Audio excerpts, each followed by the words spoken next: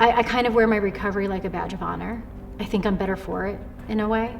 And I think that if me sharing my story helps someone feel less alone, like, I'm willing to do that.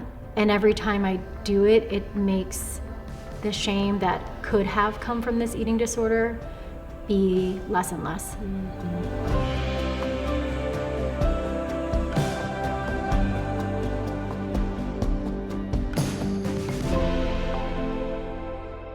Alycia, what are some leading emotional barriers holding people back from treatment? I think a feeling I see a lot is hopelessness. I think a lot of people have given up on this idea that they can have a different life, and especially those who have tried treatment before.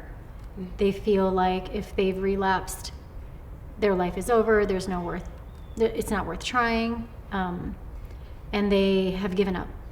And I think a lot of people don't reach out because they have given in to the thoughts that the eating disorder puts in their head that it's not worth it, they can't do it, and they've lost faith.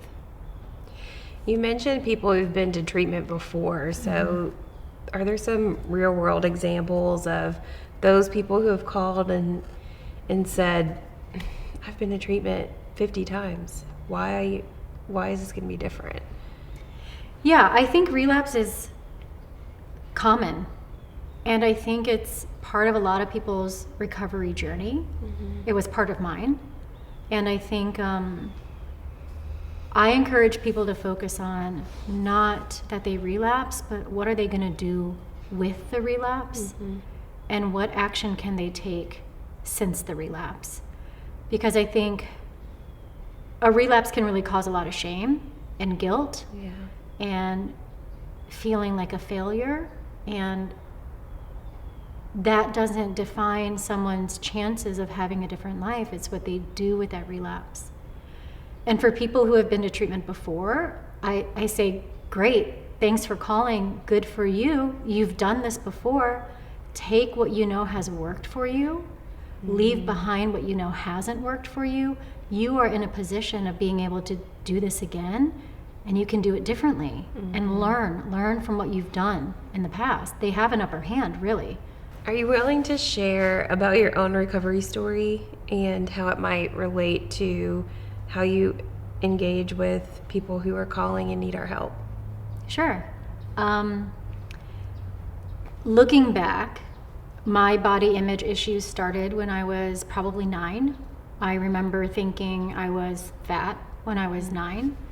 I was a dancer, a competitive dancer, and just body comparison and things like that started pretty young for me. And I think I was always kind of ashamed of my body from an early age. And then the actual eating disorder behaviors, someone in high school showed me that they were purging.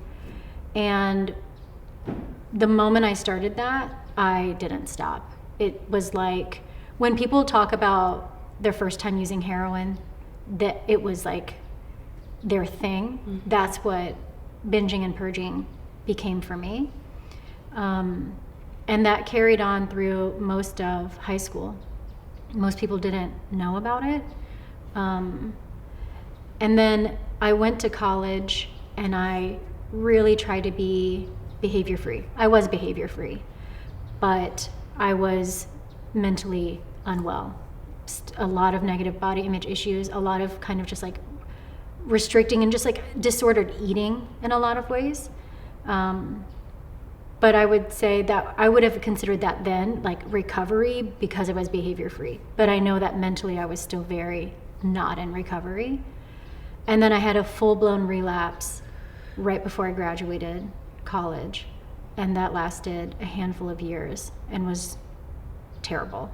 And then I just reached a point of being like, I can't live life this way anymore. I am so sick of this. But I was so secretive about it that I didn't have a lot of people telling me that I needed to do life differently or that I could. And so I just imagined what I wanted for my future and I wanted a life with family. I wanted a life with kids. And I knew that if I didn't have recovery, that I would be passing this to my children. And what an unfair way to set kids up to view their life and their body in the world. And so I reached out for help, and that's really when my real recovery journey started. And then I think I really didn't share that for many years. And the reason why I share it now is I kind of wear my recovery like a badge of honor. I think I'm better for it in a way. And I think that if me sharing my story helps someone feel less alone, like, I'm willing to do that. And every time I do it, it makes the shame that could have come from this eating disorder be less and less. Mm-hmm. And I think that people can feel so alone with an eating disorder. I know I did. And what I say to people is, I'm not saying I am you, but I do understand parts of you. Mm-hmm. Like they understand parts of me. Mm-hmm. And I think that's really important, to feel seen and understood during a really dark time. Mm-hmm. So it kind of makes it all worth it. What are people not talking about? I think people aren't talking about how eating disorders affect entire families. Mm-hmm. The easiest comparison is addiction, and how people say addiction is a family disease. Same with eating disorders. Mm-hmm. I think the whole family dynamic shifts when an eating disorder is present in the home. And it's not just the individual with the eating disorder who suffers, and it's not just the individual with the eating disorder who needs help. Mm-hmm. Everyone in the house needs support in some way. I think it's typical for the person with the eating disorder to be the only focus, be the person with the only problems, when usually there's a lot more under it. I think people also don't talk about how eating disorders are typically rooted from trauma. Mm-hmm. I think people look at what comes from an eating disorder and how that affects people physically. I think that's the easiest piece. Yeah. But what's underneath that is usually 9 out of 10 times trauma. Mm-hmm. What are some realizations that have helped people overcome fear as it relates to coming to treatment? I think helping people sort between how they feel and having willingness can be really helpful.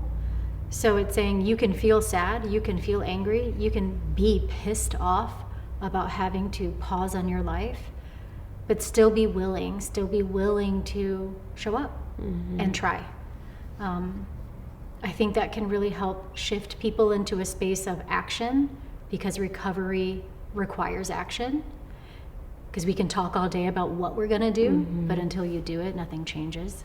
Allowing people to have the space to have feelings, but also encourage them to stay willing is really helpful. What truths do you tell people when barriers are keeping them from getting treatment? I tell them that treatment is going to be hard. I think people deserve to have someone speak to them with honesty and transparency. And so I will always give the truth, is what I tell people. And I say it's going to be really hard. But that doesn't mean that they shouldn't do it. It doesn't mean that they can't do it. I remind and empower, I try to empower people that they already do so many hard things every day with the eating disorder, that they can do the hard thing that is treatment and recovery, and it does get easier. I can promise that it gets easier. What about parents? What truths do you share with parents when they're considering care for their child? I think most parents are not getting thank yous from their kids, at least not in the beginning.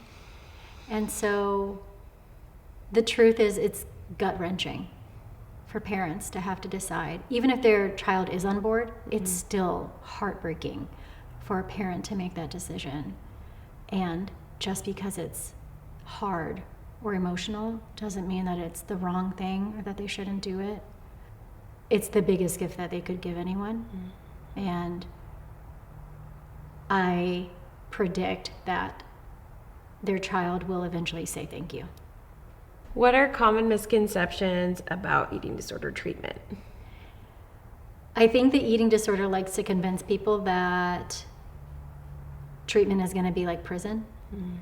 I think when I hear people use really harsh language, that's when I know the eating disorder is present in the conversation. The eating disorder does a really great job of putting these individuals in victim positions. And so I really try to move them into a place of empowerment and a place of truth and reality. So our programs are not prison, not even close to prison. They're very comfortable and beautiful and caring, and all their needs and beyond will be met. I think people think that recovery is going to be hard for their whole life, and why even try? And I don't want this to be my whole life, and it doesn't have to be. Recovery gets easier in time if you work your program genuinely and you work it fully. Thank you, Alycia, for being here and sharing your expertise with people who might be considering treatment. Is there anything else that you'd like people to hear or know? It's just a pleasure being here, and it's a pleasure even working with people like you, and working for a company like Odyssey, where we're full of leadership with people who genuinely care and will go above and beyond to make change and help people. So I'm just thankful.